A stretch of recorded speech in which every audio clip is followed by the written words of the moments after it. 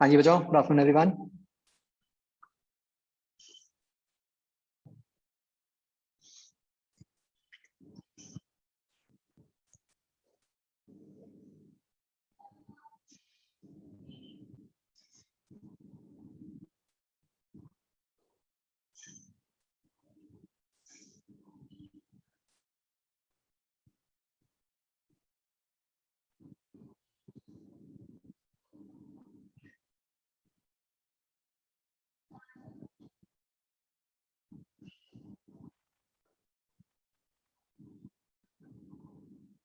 हाँ बच्चों, इसमें मैंने कौन सा कहा था पार्ट?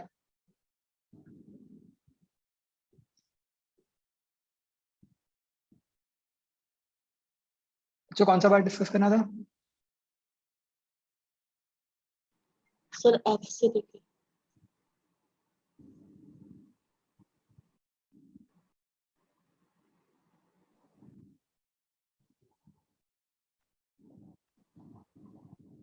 ये तो किया था ना हमने,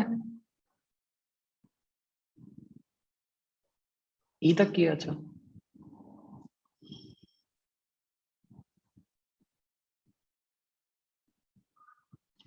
हाँ जी बच्चों, एफ पार्ट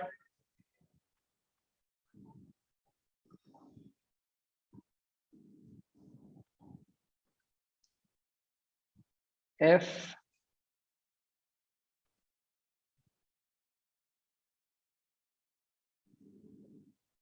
पार्ट बच्चों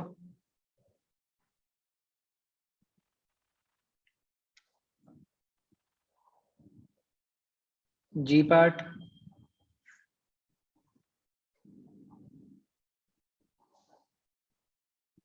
एच पार्ट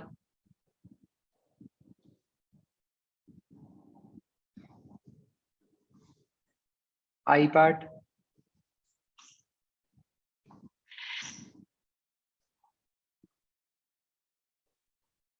जे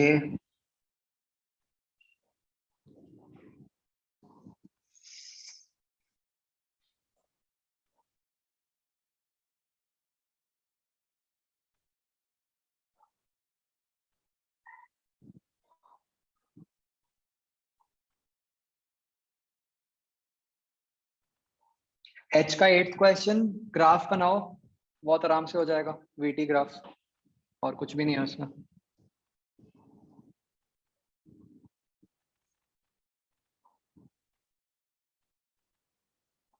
ठीक है, ट्राई करो, होना चाहिए।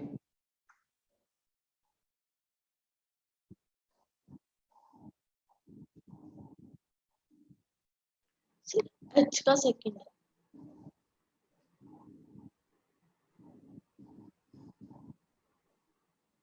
सेकंड।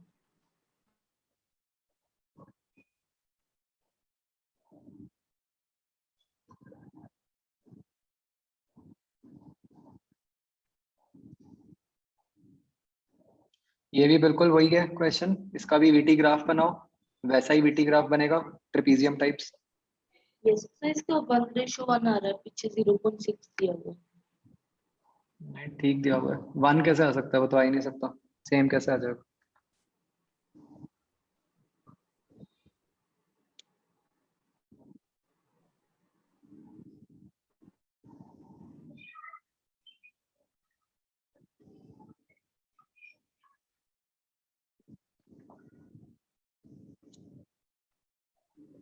सर एक बार अगला करवा दो। क्या? एच का सर हाँ एक बार करवा दो। करो यार, ट्राई करो, बिल्कुल आसान है, बिल्कुल इसके ऐसे क्वेश्चन हमने किया हुआ है क्लास में। Okay sir.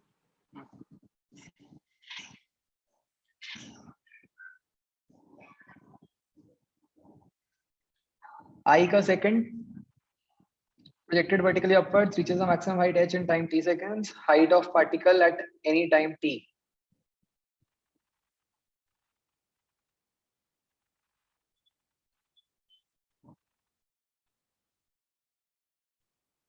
देखो अच्छा, इसमें आपको कहा है कि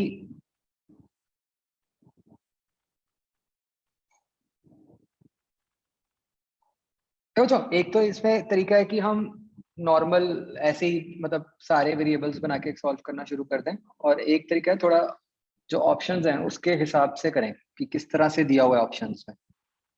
ऑप्शन में आप देखो सारी ऑप्शंस में किसी तरह से टाइम बनाया गया है t-t टाइम, है ना? तो हमें ये बताया हुआ है कि t टाइम में वो पूरा h ऊपर जा रहा है।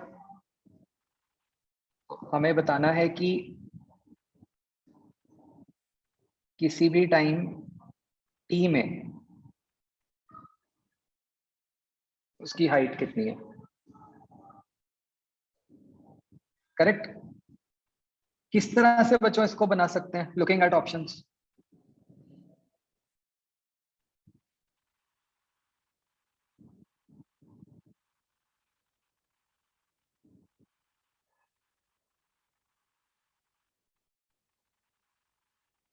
Isn't this h equal to capital H minus the displacement in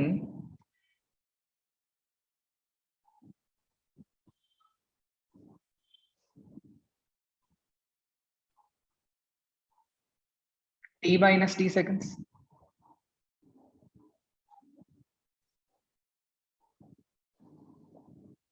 ना बच्चों, अब ये सेकंड पार्ट कैसे निकलेगा? Displacement in t minus t seconds।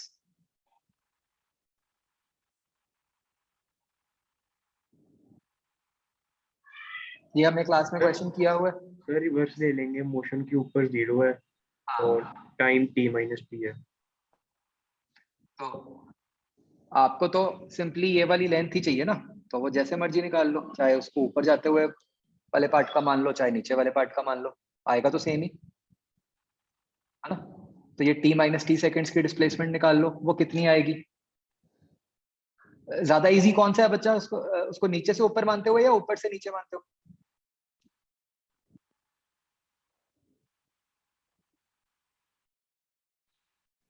Sir ऊपर से नीचे मानते हुए ही है।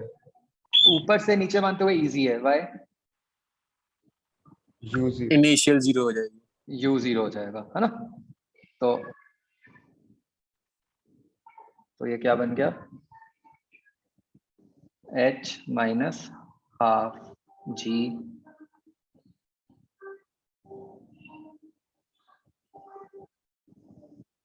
t माइनस टी स्क्वायर, तो भी ऑप्शन बन गया।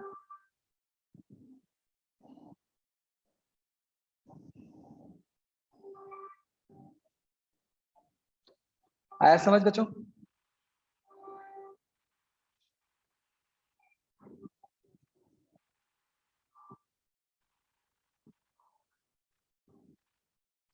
क्या इस क्वेश्चन को ओरली बिना कुछ किए सॉल्व आंसर निकाल सकते थे just by looking at the options?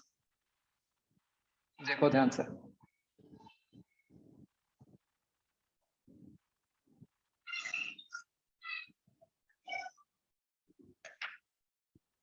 बच्चों मैं एक सेकंड आया।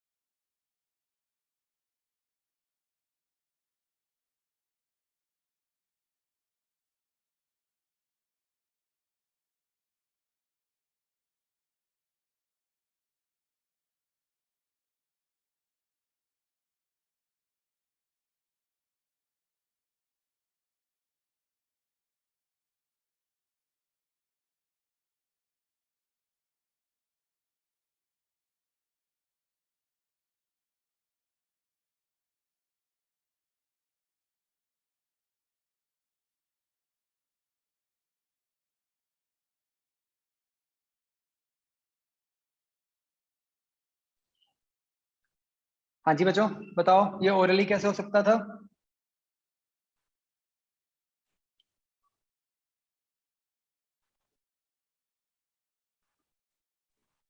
सर जैसे आपने अभी बताया वैसे तो सोच के ओरली दिख ही जाता। नहीं, उतना भी नहीं करना, फिर सिर्फ ऑप्शंस देख।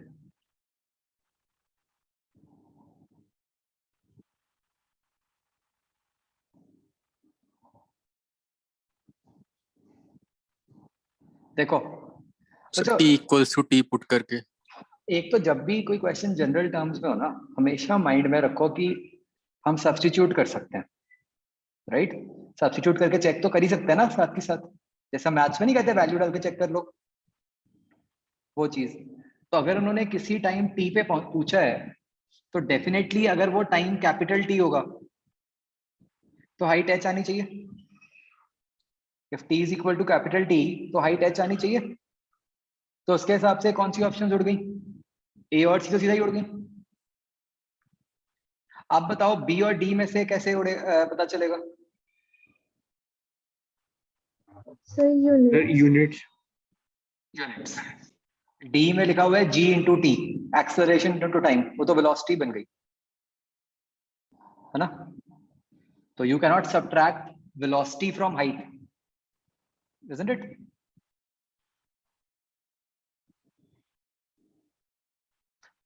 आ गया सबको समझ? ओके, आगे।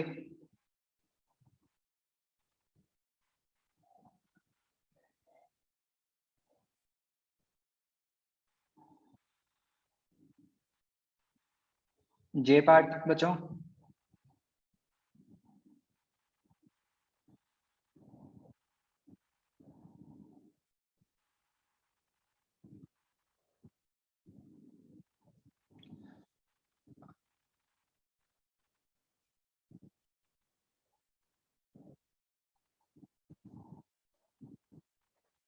जे का 8 देखो बच्चों,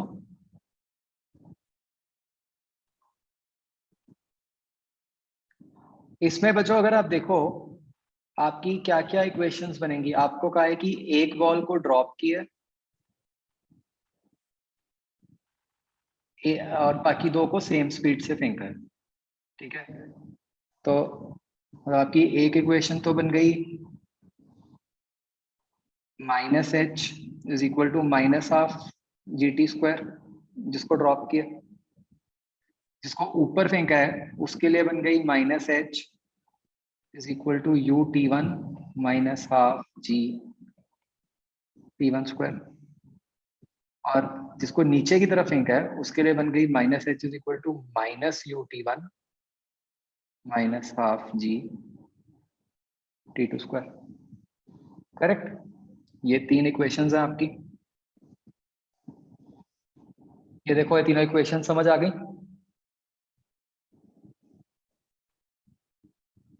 ना?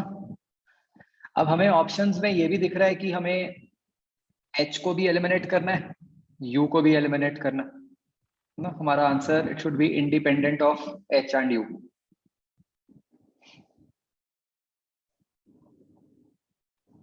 क्या किया जाए?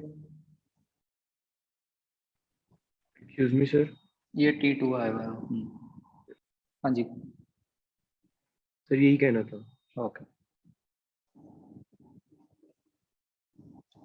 तो एक तो बच्चों ऐसा लग रहा है कि, हाँ जी, क्या कर सकते हैं बताओ?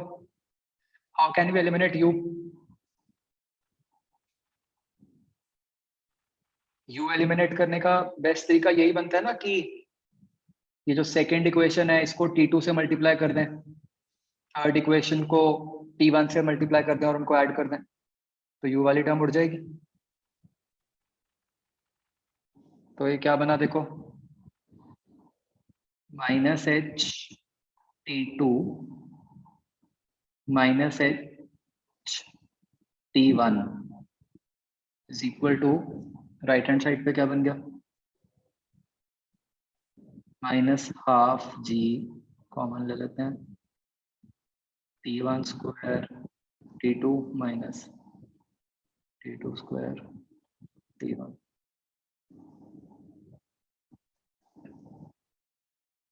तो आप देखो ये आपका बन गया -h t1 plus t2 is equal to half g t1 t2 t1 plus t2।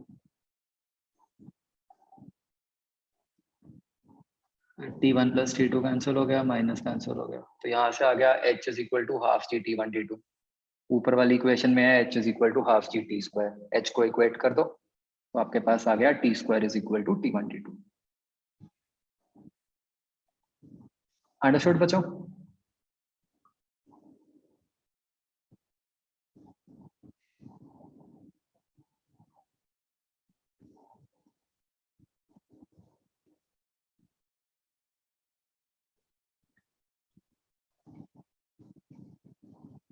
आगे हाँ जी, जे नाइन्थ में जो था, explain the physically unacceptable solution of the quadratic time equation।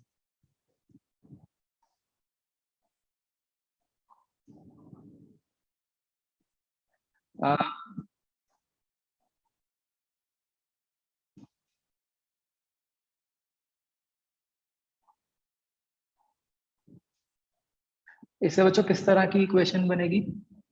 हम कह रहे हैं कि ऐसे बॉल को ड्रॉप किया, लास्ट सेकंड में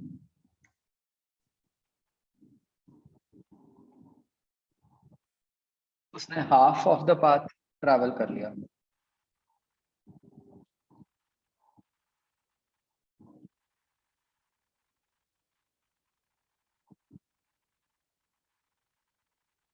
करेक्ट?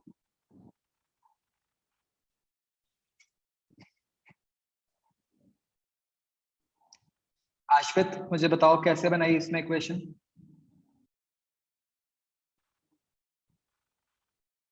अनम्यूट करके बोलो।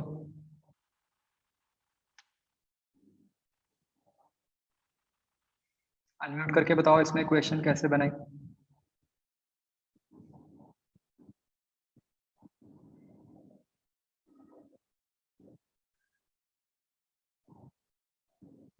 अनम्यूट नहीं कर सकते तो वहीं पे बताओ, चैट में लिख के बताओ।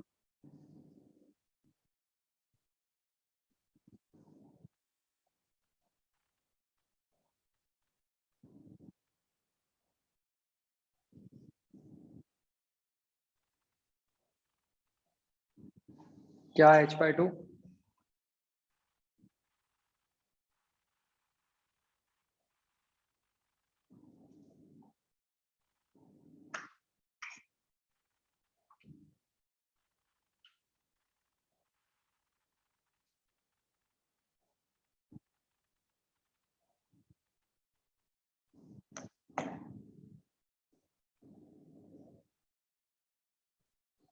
जल्दी करो आश्वित, बताओ।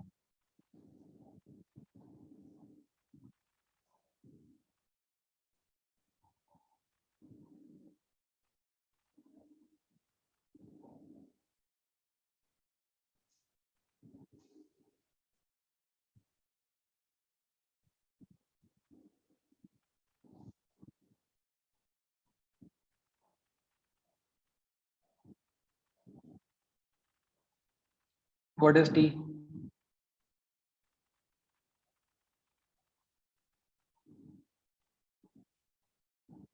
कौन सा टाइम?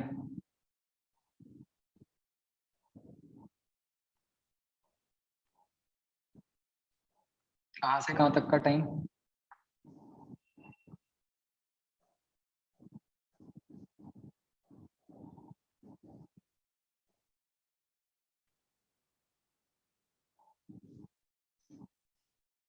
अच्छा मान लो इसके ऊपर वाला टाइम अगर t है ना, तो इसके ऊपर वाले टाइम में भी h/2 ट्रैवल किया, तो हम एक इक्वेशन बनाते हैं a to b और एक इक्वेशन बनाते हैं a to c।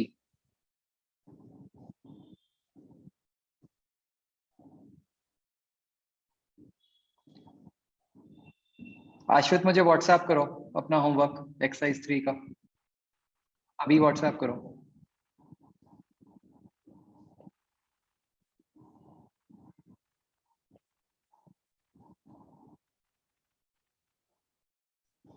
एक इक्वेशन बनी minus H by two is equal to half G T square, और एक इक्वेशन बनी minus H is equal to half G T plus one square, isn't it बच्चों? तो अगर हम इन दोनों को इक्वेट करें, व्हाट डू वी गेट?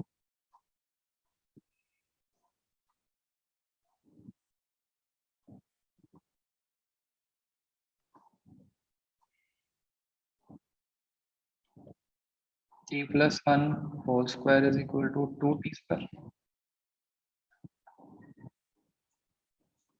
तो ये बन गया t square plus 2t plus 1 is equal to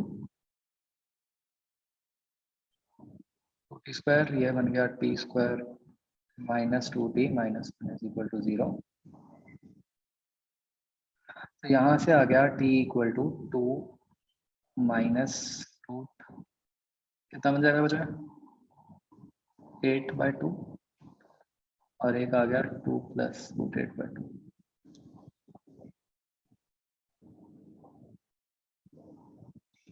यही बनता है बच्चों.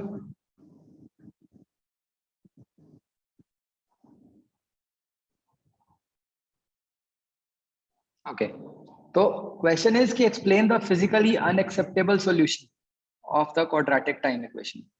मतलब कि जो ये वाला टाइम है, ऑब्वियसली ये गलत है ना? तो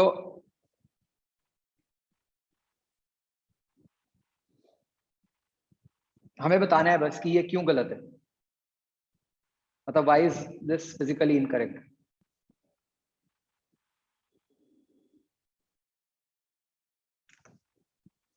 बताओ. टाइम नेगेटिव में हो ही नहीं सकता.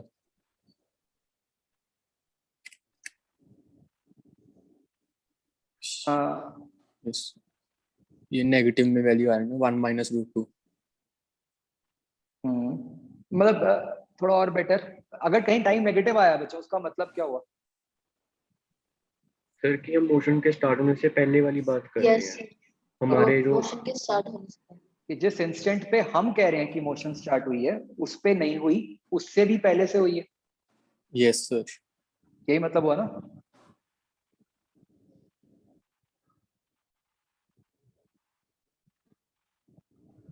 Excuse me sir. Hmm. Sir इस पार्ट को आंसर करने के लिए हमें टी में इक्वेशन बनानी पड़ेगी. क्या? हाँ, जैसे सर मैंने यू में इक्वेशन बना के किया है, तो उसमें पॉजिटिव वैल्यूज ही आ रही यू है. जैसे सर मैंने वेलोसिटी में इक्वेशन बनाई है, सम टाइम इक्वेशन. नहीं, वो लिखा है ना क्वेश्चन में, quadratic time equation. Okay sir.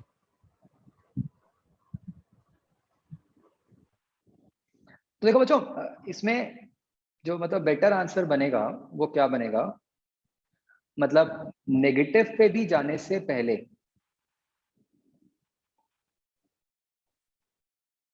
Time जो है आपका वो 1 माइनस समथिंग आ गया है ना? मतलब ये तो पक्का है, मान लो मैंने पूरा सॉल्व नहीं किया, कि डेफिनेटली मेरा एक आंसर जो है वो 1 से कम आ रहा है. करेक्ट.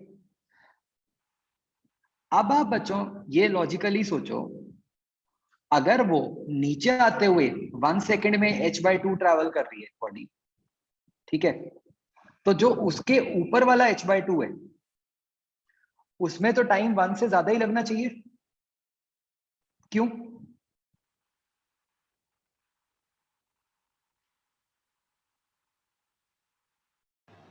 क्योंकि तब तो स्पीड कम है उसकी.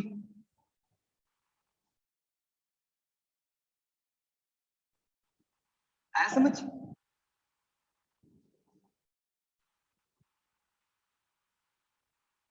तो हम उसके बेसिस पे भी बता सकते हैं कि ये वाला जो आंसर है कि ये तो फिजिकली इम्पॉसिबल ही है.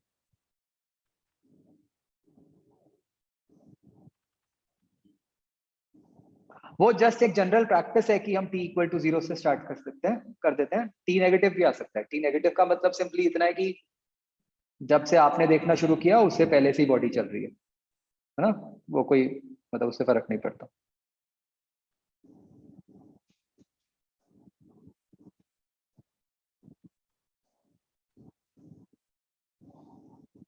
और बच्चों आगे? Excuse me sir, yes, sir हम ये कह सकते हैं कि distance travelled in last second of motion upward motion equals to distance travelled in last second of downward motion.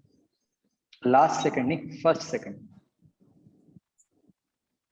लेकिन तब तो स्पीड, ठीक है, okay sir, thank you. Excuse me sir.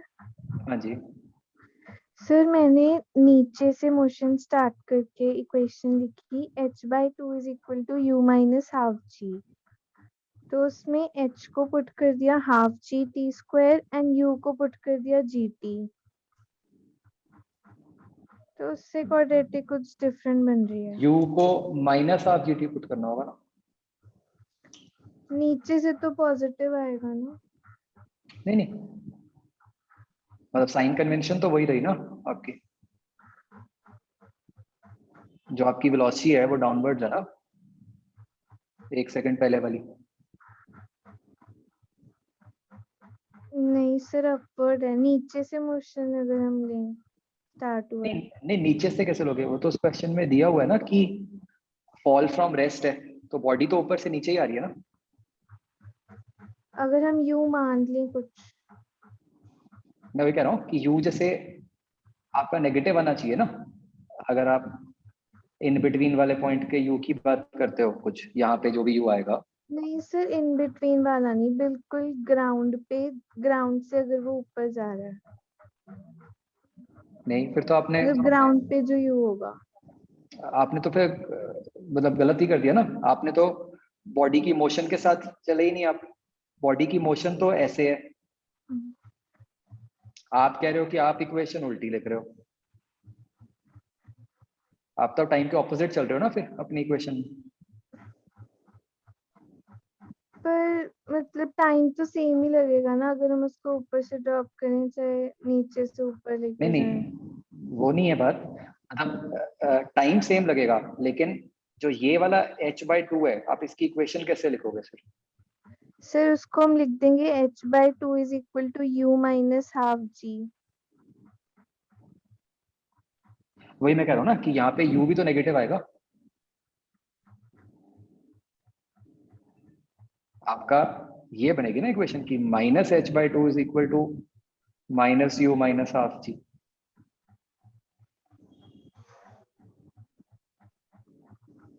Sir जो आपने बिल्कुल लास्ट में रेड से एरो बनाया उसके लिए तो h/2 ऊपर आप हुआ और उसके u लिए लिख नीचे ही नहीं है। सकते ना, वही तो मैं कह रहा हूँ। आप इसके लिए लिख ही नहीं सकते equation.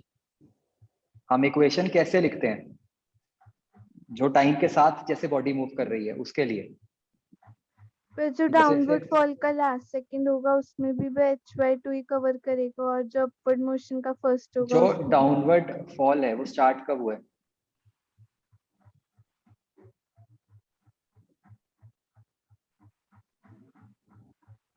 t is equal to 0 पे और u इज इक्वल टू 0। आप क्या ये कह रहे हो कि हम एक ऑल टुगेदर एक नई सिचुएशन ले लें जिसमें हम कहें कि एक बॉल को हमने ऊपर फेंका था यस सर। और उसको हमने जो ऊपर फेंका था तो उसको वही वेलोसिटी दी जिससे कि वो उसी हाइट पे पहुंचे जिस हाइट से हमने बॉल को घेरा है। Yes sir. तो अगर हम वो वेलोसिटी देंगे तो यस, वो फर्स्ट सेकंड में यही h/2 ट्रैवल करेगी। ये u आप निकाल सकते हो h के करस्पॉन्डिंग।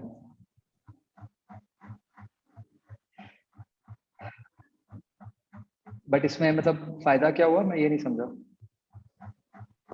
सिर्फ फायदा तो कुछ नहीं हुआ, मेरी जो क्वाड्रेटिक है वो अलग बन रही है इससे।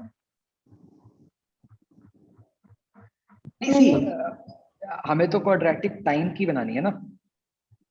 यस सर, मैंने h को पुट कर दिया हाफ जी टी स्क्वायर और u को पुट कर दिया जी टी उस इक्वेशन में। एक मिनट, आप दोबारा बोलो। आपकी क्या इक्वेशंस बनाई आपने? सर पहले लिखा h/2 is equal to u minus half G. ठीक है, h को पुट कर दिया हाफ जी टी स्क्वायर। नहीं नहीं, ये टी तो टोटल टाइम हो गया ना। मैंने जो क्वाड्रेटिक बनाई थी उसमें मेरा तो टी सिर्फ ऊपर वाला था।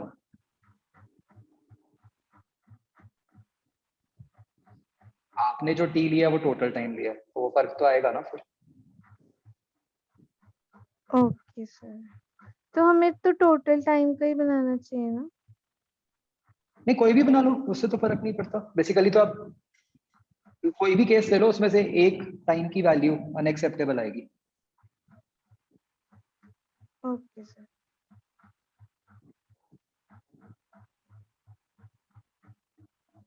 हाँ जी बच्चों, आगे।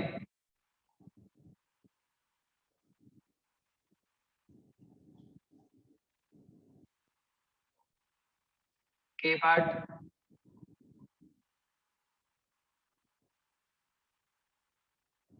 एम पार्ट, एन पार्ट,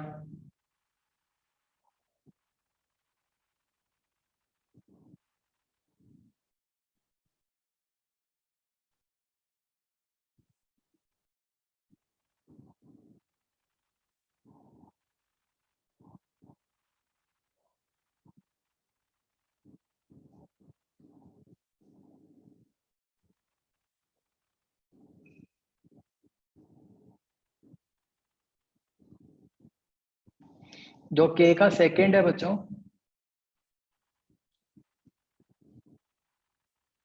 इसमें क्या है, अगर आप ध्यान से देखो, मोशन के दो पार्ट्स हैं कि उसने इनिशियल वेलोसिटी 0 से फॉल करना शुरू किया, ये फॉल किया उसने 50 मीटर्स तक, तो अभी तो उसकी एक्सेलरेशन जी होगी।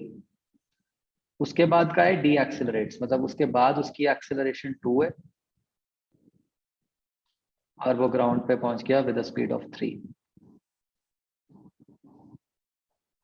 तो बस ये दो पार्ट्स में इक्वेशंस बना दो, उससे आंसर निकल आएगा। ठीक।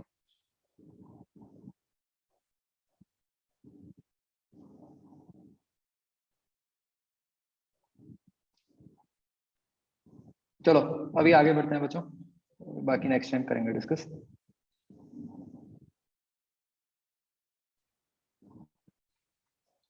So today we start with the next topic, which is integration.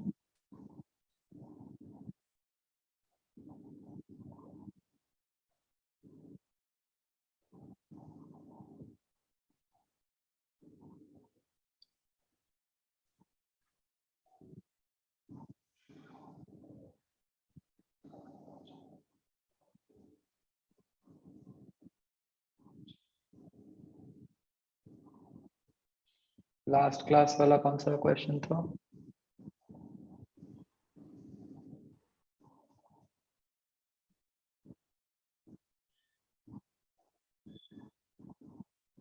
ये वाला?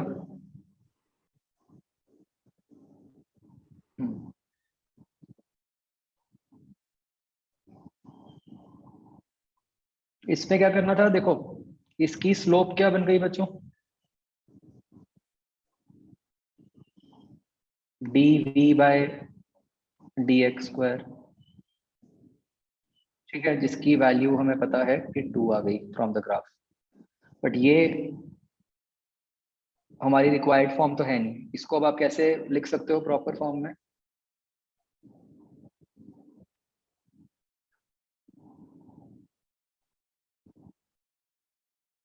ये बच्चों डी एक्स स्क्वायर को मैं क्या कर सकता हूँ, I can multiply and divided by D x. ये क्या बन गया?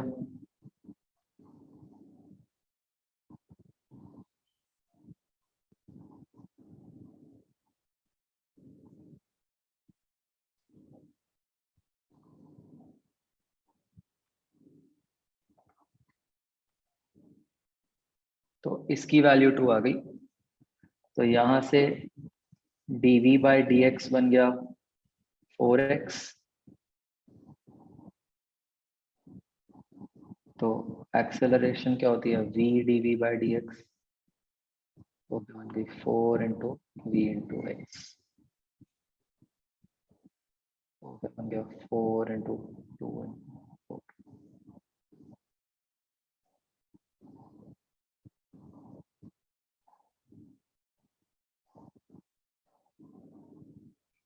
ये देखना मैंने कोई गलती की है बच्चों कहीं?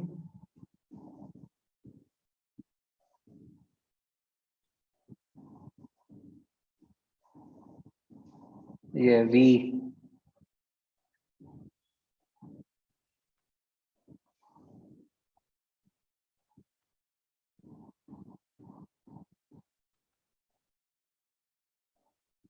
हाँ x इक्वल टू 2 पे बच्चों v क्या होगा, बस ये ध्यान रखना, इसमें गलती कर सकते हो। x इक्वल टू 2 पे v 8 होगा, है ना, इसलिए 64।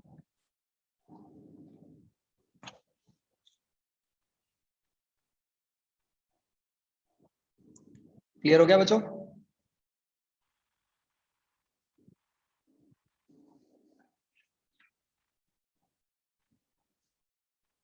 ओके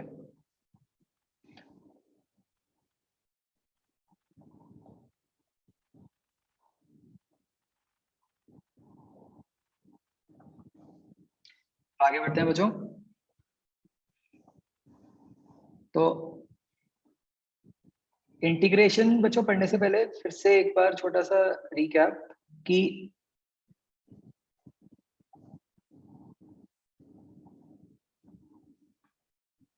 डिफरेंशिएशन जो होता है it is something like,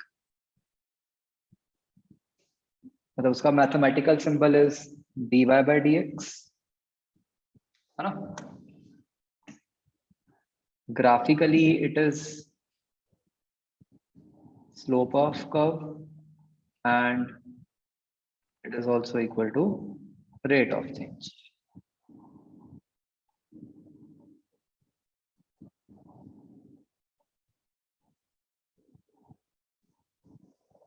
Right, you know this, and yes, instantaneous rate of change, right.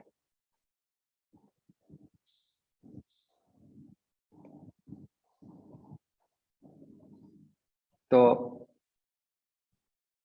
मतलब अगर हम कोई भी एग्जांपल लें कि भाई जैसे मुझे पता है कि d by dx of x square is 2x, ठीक है। इसको बोलते कैसे हैं हम?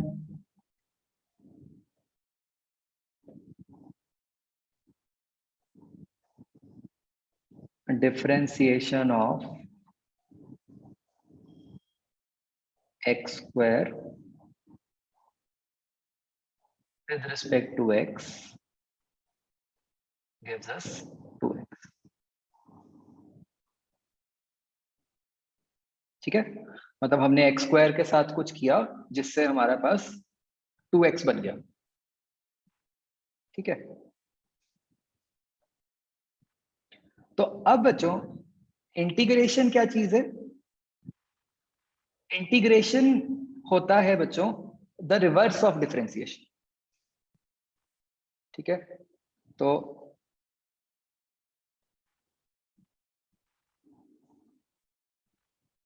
we define integration as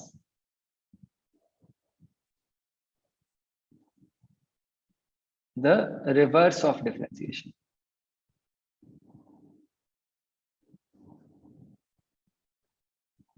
मतलब कि भाई अगर डिफरेंशिएशन कोई ऐसा प्रोसेस है जिससे x स्क्वायर का 2x बन जाता है, तो इंटीग्रेशन एक ऐसा प्रोसेस होगा जो वापस 2x को x स्क्वायर बना देगा। फिलहाल हमें नहीं पता कि उसका मैथमेटिकल या फिजिकल मीनिंग क्या निकलेगा, जैसे ऊपर डिफरेंशिएशन का निकल आया था, स्लोप या फिर रेट ऑफ चेंज, बट अभी हम ये कह रहे हैं कि भाई ये उसका उल्टा प्रोसेस है। क्या बच्चों यहां तक बात समझ आई? ठीक है, तो सर यस सर जैसे डिफरेंशिएशन में आपने बताया था कि हम उसमें dy by dx equals to limit h tends to 0 करते हैं, तो इसमें इंटीग्रेशन में कैसे होएगा? रुक जा यार, शुरू ही किया अभी तो।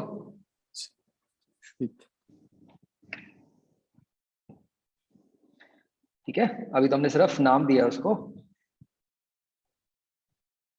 तो right now we are suppose to know कि इंटीग्रेशन उल्टा कर रहा है। ठीक है, तो मतलब हम बहुत सिंपल केसेस में बता सकते हैं। ठीक है, तो जैसे अगर मैं आपको कहूं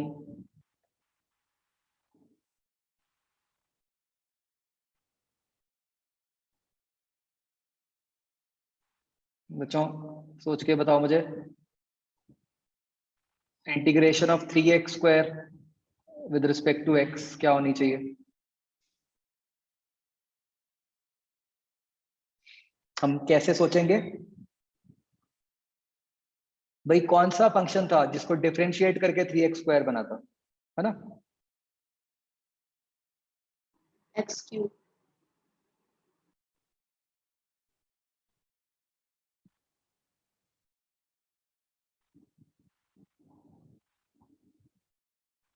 x क्यूब, है ना?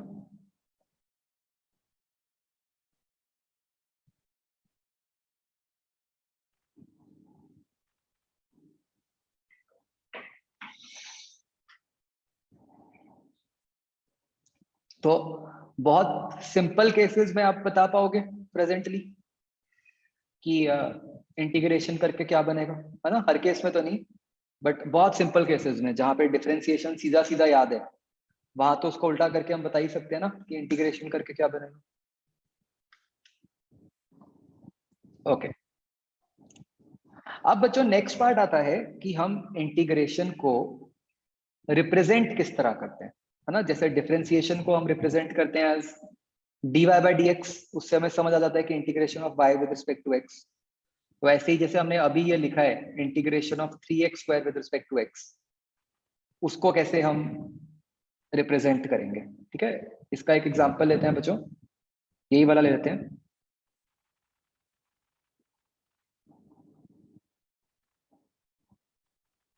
इससे बच्चों मुझे पता है ये चीज कि dx cube by dx is 3x square. अब बच्चों हम क्या करते हैं, क्रॉस मल्टीप्लाई कर दो, तो मेरे पास आ गया 3x square dx is equal to dx cube. ठीक है, अब बच्चों इंटीग्रेशन का जो सिंबल होता है, यहां लिखो इंटीग्रेटिंग बोथ साइड्स,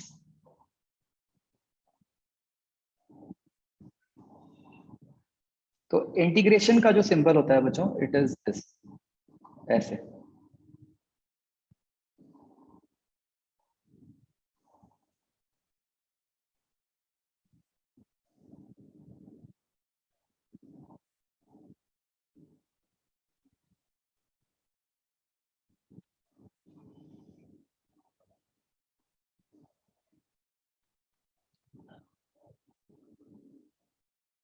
इस सिंबल को देखो बच्चों, हम कैसे समझते हैं जब इस सिंबल के साथ कोई एक्सप्रेशन लिखा होता है, वहाँ पे dx क्यूब नहीं आएगा। X cube.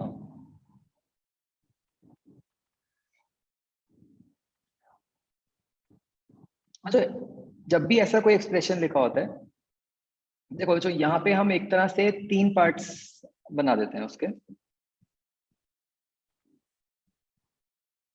First part is this symbol,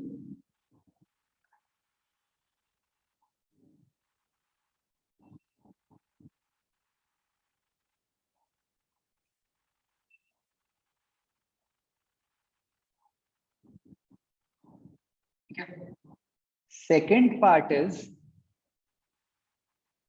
उस सिंबल और डी के बीच में जो लिखा हुआ है, ये। ठीक है, जैसे बच्चों राइट साइड में सिंबल और डी के बीच में क्या है? कुछ नहीं है, या फिर मतलब कह दो 1 है ना? चाहे 1 कह दो चाहे कुछ नहीं कह दो, कोई फर्क नहीं पड़ता। आप देख सकते हो ना बच्चों, राइट साइड पे कोई ब्लू टर्म नहीं है, और एक टर्म होती है जो डी के बाद आती है, तो जो कि हम देख सकते हैं कि लेफ्ट हैंड साइड पे x है, राइट हैंड साइड पे x³ है।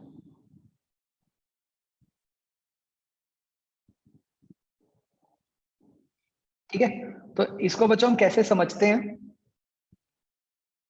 जो तो सिंबल है वो तो बता रहा है कि इंटीग्रेशन करनी है, इंटीग्रेशन ऑफ, ठीक है। किसकी इंटीग्रेशन करनी है? जो उस सिंबल और डी के बीच में लिखा है, 3x²। ठीक है, जस्ट लाइक डिफरेंशिएशन जो कि किसी के रिस्पेक्ट में होती है, वैसे ही इंटीग्रेशन भी किसी के रिस्पेक्ट में होती है। किसके रिस्पेक्ट में होती है? जो डी के राइट पे लिखा है, which is x in our case.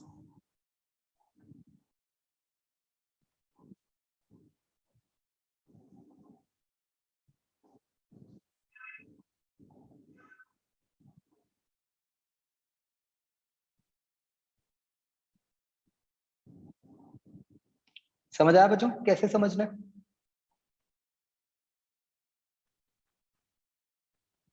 अच्छा, क्योंकि बच्चों हमने इसको इस तरीके से समझना होता है, इसलिए हम ना इसको ऐसे नहीं लिखते कि हम कहें कि इसको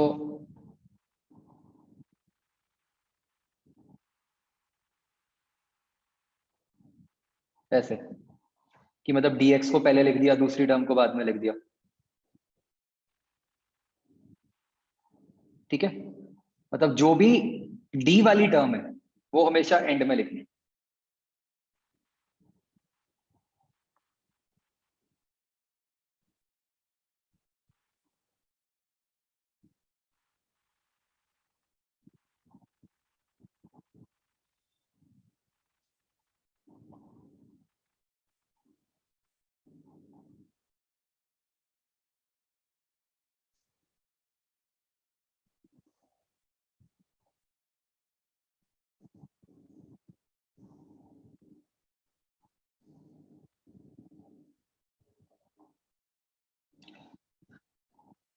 अब बच्चों जहां पे भी इंटीग्रल और डी इकट्ठे आ जाते हैं, जैसे यहां आ रहे हैं,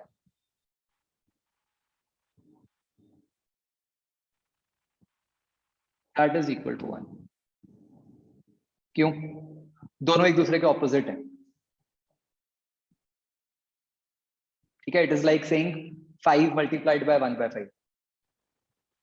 differentiation and integration are exact opposite of each other, इसलिए जहां पर भी ये दोनों इकट्ठे आते हैं, इंटीग्रल और D, that thing is equal to 1।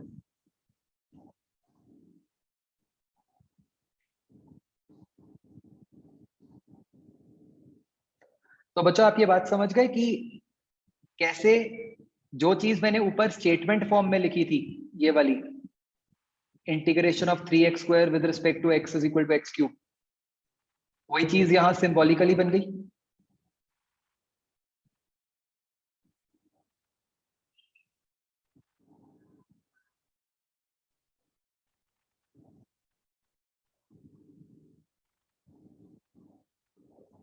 Is this thing clear बच्चों? ठीक है, तो सबसे पहले तो मतलब अभी दूसरी बात हो गई, पहली बात तो ये थी कि इंटीग्रेशन होता क्या, राइट? और अब ये दूसरी बात कि उसको आप सिंबॉलिकली रिप्रेजेंट कैसे करते हो। तो जैसे डिफरेंशिएशन को हम कैसे रिप्रेजेंट करते थे, dy by dx, differentiation of y with respect to x, है ना? एक बार फिर से लिख लेते हैं, अगर तो मुझे रिप्रेजेंट करना है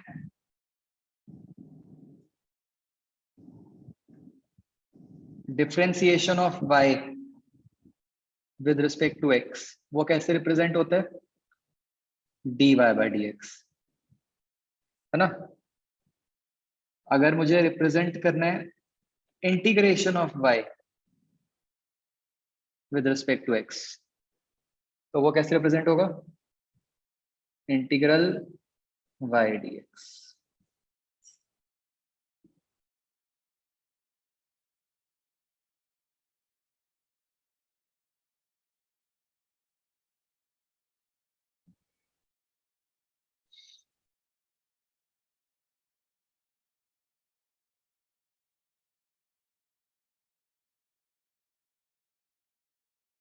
समझ आया बच्चों?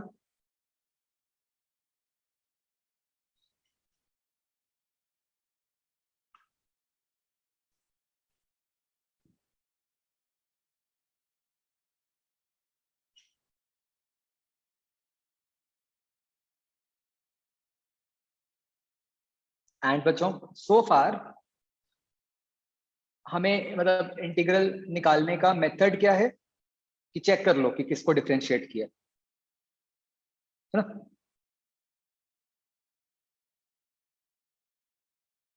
तो अब बच्चों जैसे डिफरेंशिएशन के रूल थे, वैसे ही बच्चों इंटीग्रेशन के भी रूल्स होते हैं कुछ।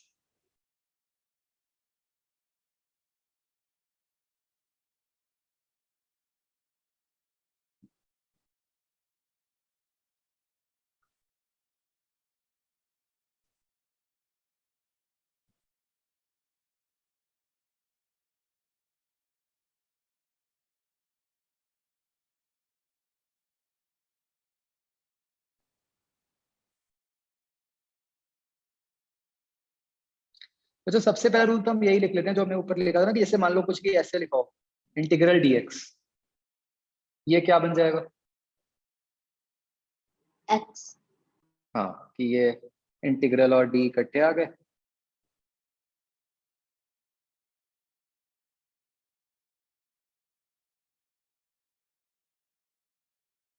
तो ये तो x बन गया।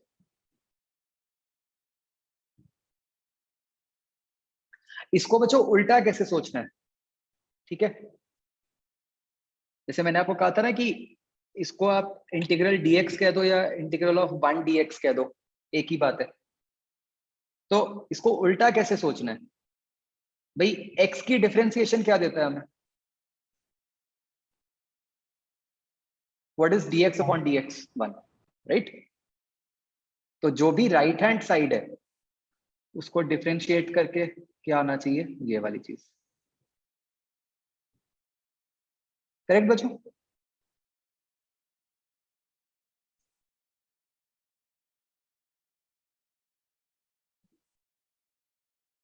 सेकेंड रूल बच्चों, जैसे डिफरेंशिएशन में था हमारा पावर रूल, ऐसे ही इंटीग्रल में अगर हम पावर रूल बनाए,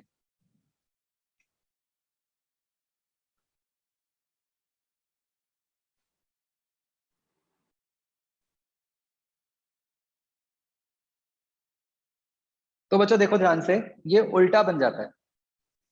डिफरेंशिएशन में क्या होता था कि पावर से मल्टीप्लाई होके पावर 1 से कम हो जाती थी, है ना? इंटीग्रेशन में क्या हो रहा है? पावर 1 से बढ़ के और उसी बढ़े हुए नंबर से डिवाइड हो जाता है।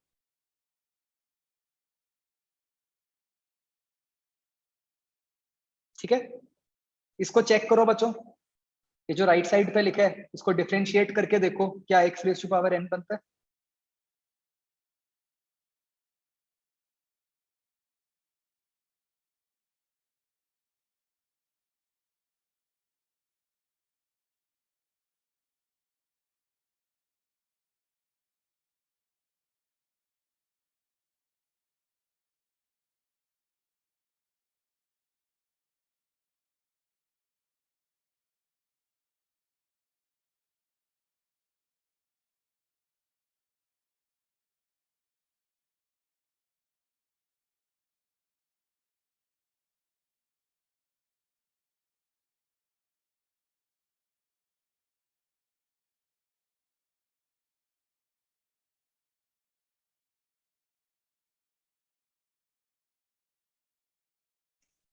हाँ बच्चों, सबको दिख रहा है कि जो राइट साइड पे लिखा है इसको डिफरेंशिएट करके x raise to power n ही बन जाता है।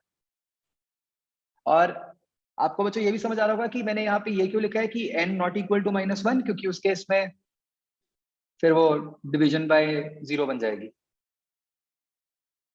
ठीक है, तो मतलब अभी हमने x रेज़ टू पावर -1 की इंटीग्रेशन नहीं आती, जस्ट अभी। ठीक है,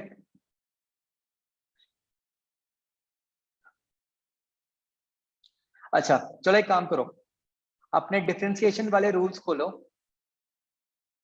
उसको मुझे देख के बताओ कि फिर x की पावर -1 मतलब 1/x dx उसकी इंटीग्रेशन क्या होनी चाहिए। रूल्स चेक करो, किसको डिफरेंशिएट करके 1/x बनता है।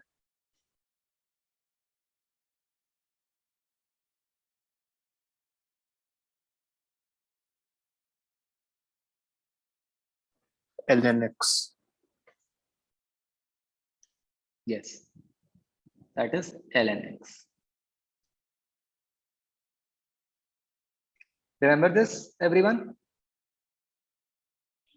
Yes, sir. Okay.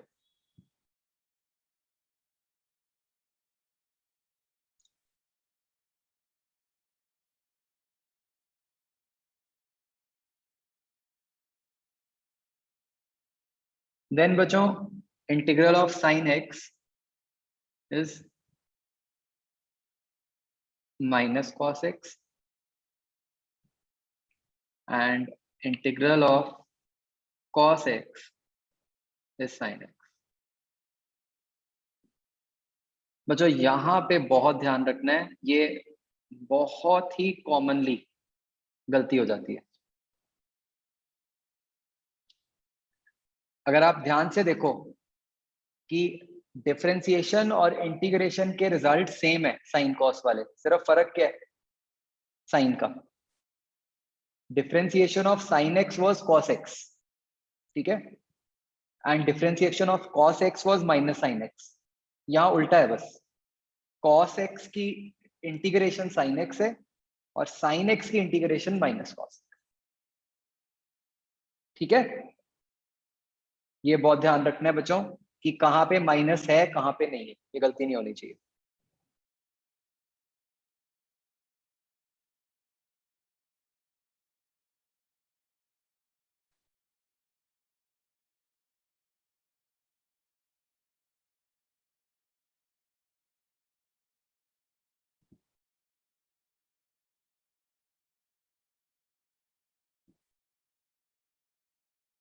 नेक्स्ट बच्चों बताओ, e टू पावर x की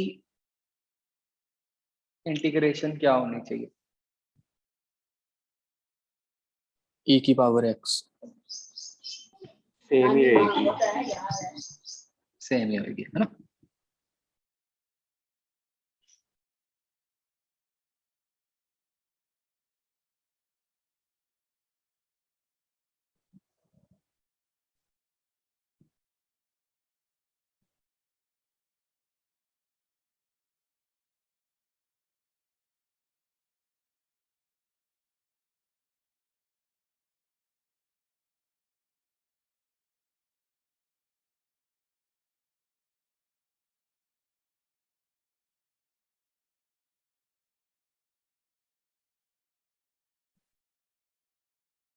आ गया बच्चों समझ।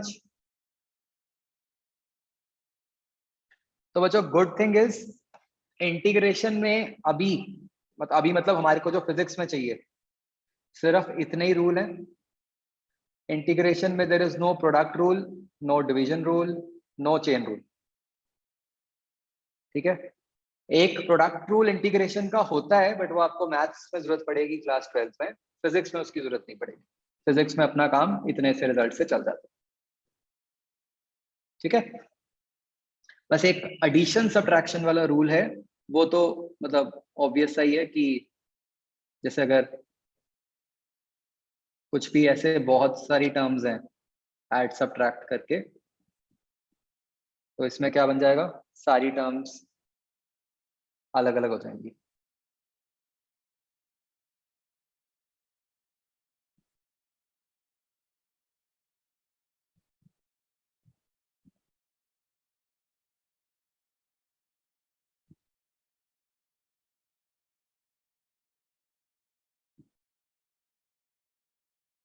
ठीक है, एंड सो ऑन।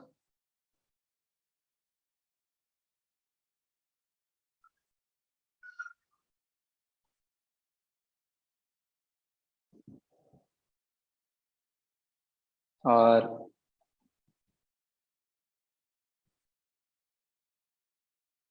एक रूल बन जाता है बच्चों कांस्टेंट वाला, कि कुछ भी इंटीग्रल ऑफ कुछ भी कांस्टेंट अगर मल्टीप्लाइड है तो वही डिफरेंशिएशन वाला कि कांस्टेंट बाहर निकल जाता है इंटीग्रल।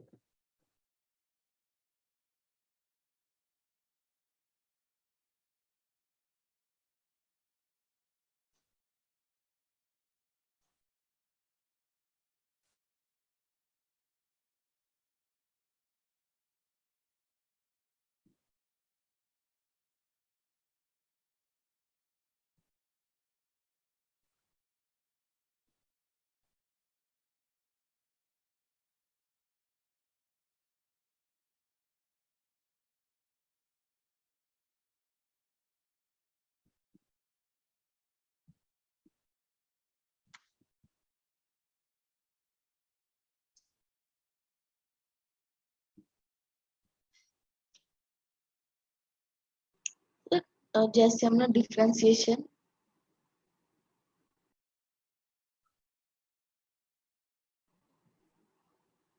सर, जैसे हमने डिफरेंशिएशन का वो बड़ा मेथड भी किया था सब्जेक्टिव टाइप का। हाँ, इसमें नहीं है वो आता, वो मैथ्स में आता, जो लिमिट्स वगैरह लगा के हमने सारा कुछ किया था ना डिफरेंशिएशन में, वैसा सब कुछ फिजिक्स में नहीं हम करते, वो मैथ्स में ही आता। एक बच्चों ये फोर्थ फिफ्थ सिक्स के ना कुछ एक्सटेंडेड रिजल्ट्स हैं, ये भी लिख लो, मतलब इससे 100% ही जो फिजिक्स में यूज होता है सारा ही कवर हो जाता है। वो इस तरह है कि अगर साइन एक्स की जगह कोई साइन के एक्स हो, ठीक है, तो इसकी इंटीग्रेशन बन जाती है माइनस कॉस के एक्स बाय के। बच्चों चेक करना चेन रूल से राइट हैंड साइड को डिफरेंशिएट करके।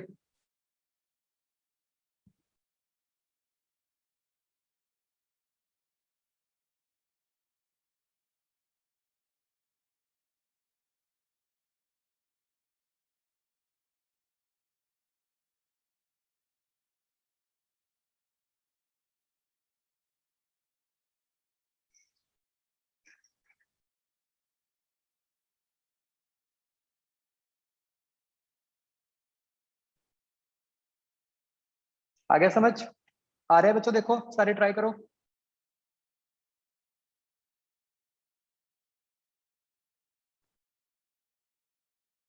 ओके, लाइकवाइज बच्चों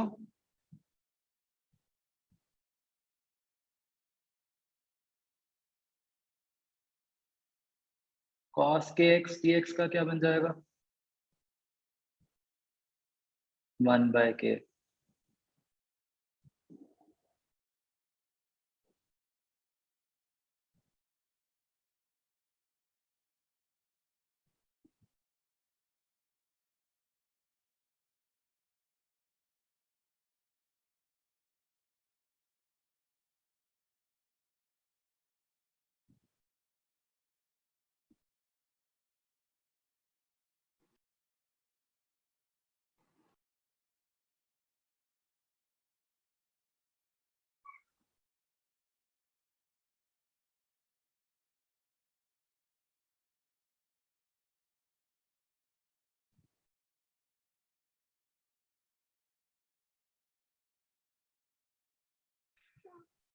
एक्सक्यूज मी हाँ जी सर, बच्चों। ये जो e की पावर x वाला है, इसमें जो आपने एक्सटेंडेड वाला वर्जन करवाया है, इसमें से e की पावर kx नहीं आएगा? हाँ ओके, यस।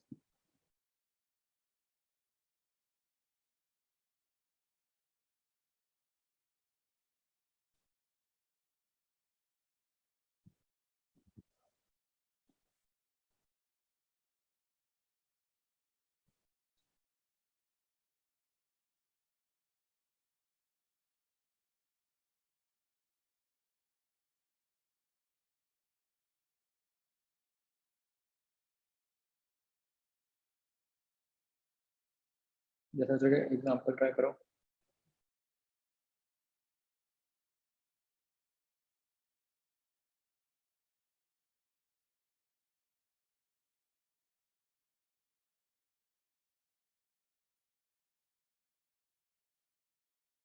बताओ ये क्या आएगा।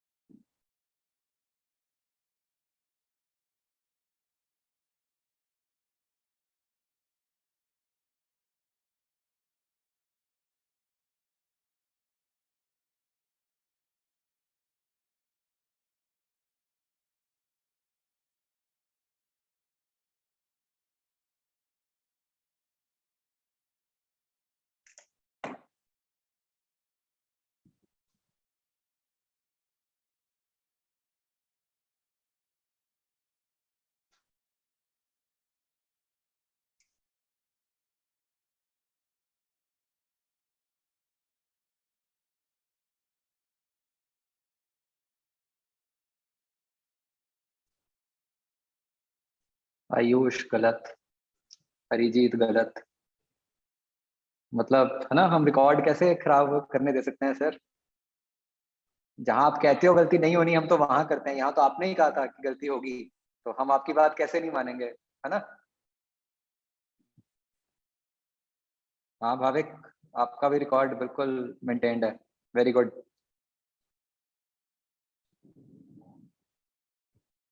कृपालिनी गलत।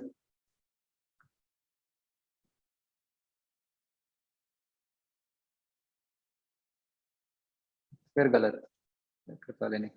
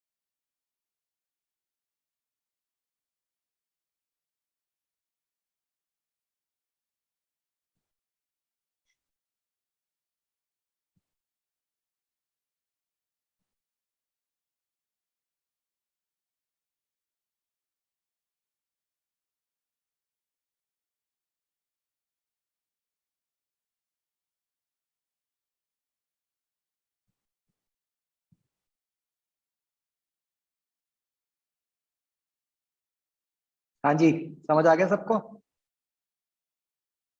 मैंने जान के बीच में साइन लिखा था कि आप वो गलती करो, एंड यू डिडंट डिसअपॉइंट। करी है आपने, ठीक है। अच्छा, एक मैंने ना बच्चों कुछ आंसर्स में लॉग देखा था। See please remember, log and ln are different. तो मतलब ये ln आएगा, लॉग नहीं आएगा, ठीक है। log is to the base 10, ln is to the base e। तो इसको ln ही बोलना है, log नहीं बोलना।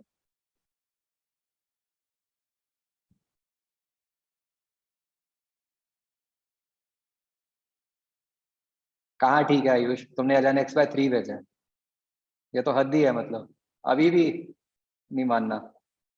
और सर मैंने क्वेश्चन में ही 1/3x लिखा हुआ है। वो मेरी गलती है ना। उसका मैं क्या करूं?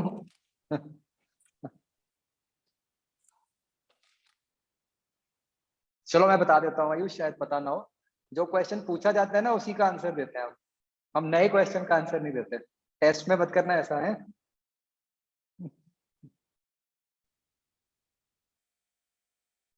हाँ जी, क्लियर बच्चों? ठीक है, तो इसमें बच्चों क्योंकि रूल्स लिमिटेड हैं, तो ऑब्वियसली आप हर पॉसिबल केस की इंटीग्रेशन नहीं कर सकते। ठीक है, मतलब आप इंटीग्रेशन बहुत स्पेसिफिक टाइप ऑफ केसेस की ही कर सकते हो। थोड़ी बहुत एक्स्ट्रा आप करनी सीखोगे मैथ्स में विद सर्टेन रूल्स। फिजिक्स में भी हमें आगे जाके थोड़ी बहुत जरूरत पड़ेगी, बट राइट नाउ हमें बस इतना ही आना चाहिए।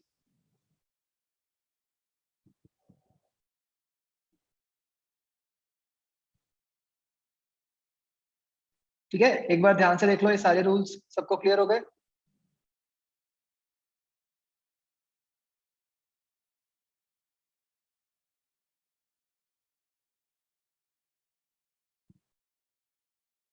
जैसे ये ट्राई करो मजाक।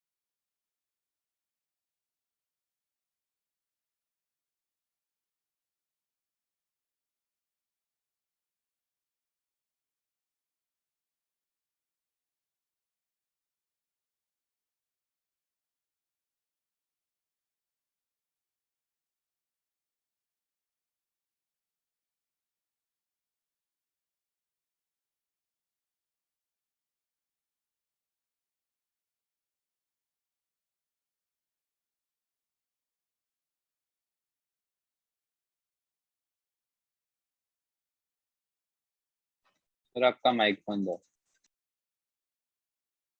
हाँ जी, वेरी गुड बच्चों, सबका गलत है।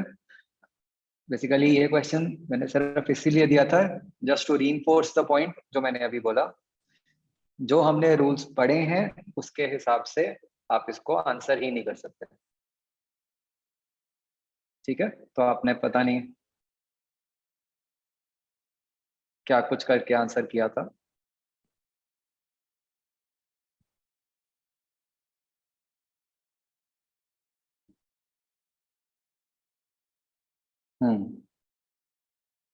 आई थिंक एक वंशिका ने ऐसे ही बोला था, एक मनजोत ने।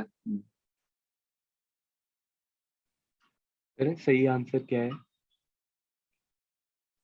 इसका आंसर मतलब आगे जाके आप सीखेंगे कि वैसे इसका answer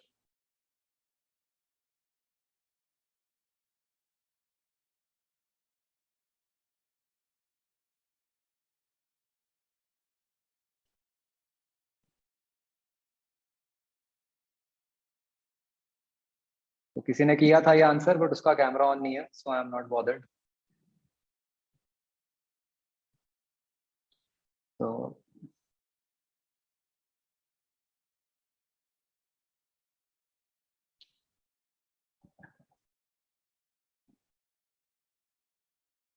no, there is no chain rule in integration.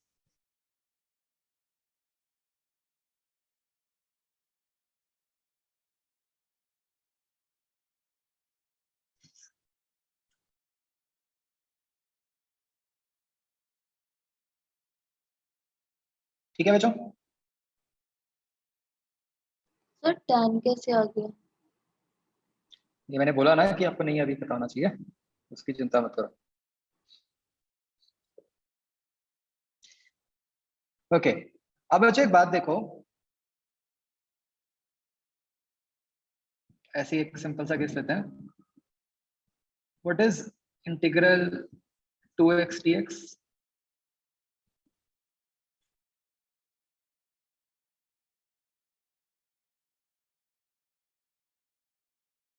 x square of course, है ना। और इसको चेक करने का तरीका क्या है कि x स्क्वायर को डिफरेंशिएट किया तो 2x बन रहा है ना।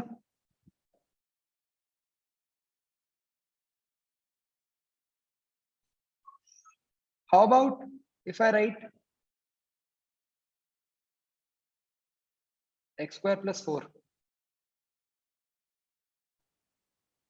क्या ये आंसर हो सकता है? Yes sir. इसको डिफरेंशिएट करके भी 2x ही बनेगा, यस सर। है ना।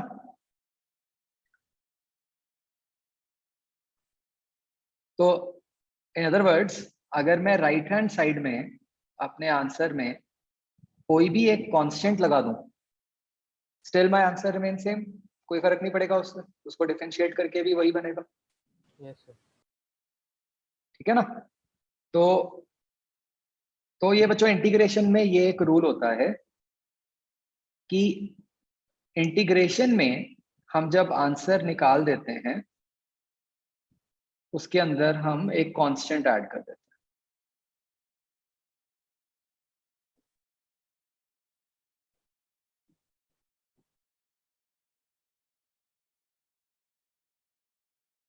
ठीक है जी। कई केसेस में कुछ ना कुछ कंडीशन दी होती है जिसके बेसिस पे आप सी की वैल्यू निकाल सकते हो। ठीक है, तो अदरवाइज आप बस सी में छोड़ देते हो। तो sometimes C can be found out.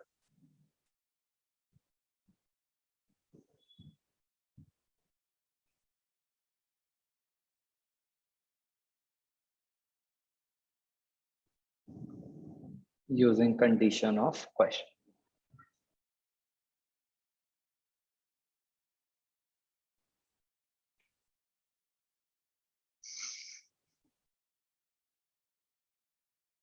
Clear बच्चों? Excuse me sir. Sir 8th rule के अकॉर्डिंग अगर हम देखें तो 2x का आंसर 2 नहीं होना चाहिए? क्यों, y भी तो है। सर y मतलब x के टर्म्स में x है। मतलब 8th रूल के अकॉर्डिंग तो ये हुआ ना कि 2 इंटू इंटीग्रल x dx। अब x के Yes, ऊपर sir. पावर वाला फॉर्मूला लगा दो तो वो Okay. x स्क्वायर बाय 2 बन गया। ओके ओके ठीक है बच्चों, क्लियर। तो बेसिकली आज की क्लास में बच्चों हमने इंटीग्रेशन करना सीख लिया है mathematically without knowing any physical significance of it, है ना। तो अब हम, अगर हमें सीधा इंटीग्रेशन करने को बोला जाए वो हम कर देंगे, करेक्ट। तो नेक्स्ट क्लास में हम इसकी फिजिकल सिग्निफिकेंस सीखेंगे, ठीक है। आपको बच्चों जो होमवर्क करना है,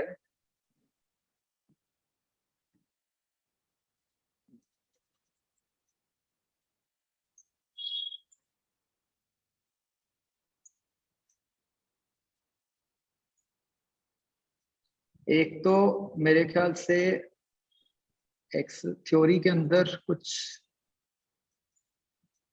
हाँ, एक तो जो ये थ्योरी के अंदर ट्राई और सेल्फ है वो करने हैं आपने 17 क्वेश्चंस, ठीक है।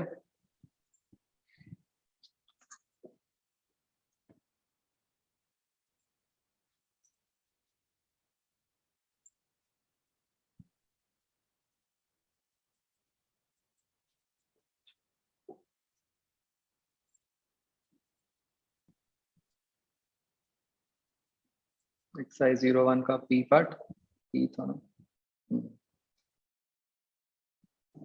और एक्सरसाइज 3 है बच्चों, अब आपने कंप्लीट कर लेनी है, टेल ओ पार्ट, ठीक है। चलो ओके बच्चों, बाय। अच्छा बच्चों, एक मैं लास्ट टाइम बताना भूल गया था, अगर जैसे कोई अर्बन स्टेट वाली साइड रहता है या मतलब अगर पहले उस स्कूल में, तो रेयान भी ठीक है स्कूल, वहां भी कोई दिक्कत नहीं है, ठीक है। चलो ओके बच्चों, बाय। Thank you sir.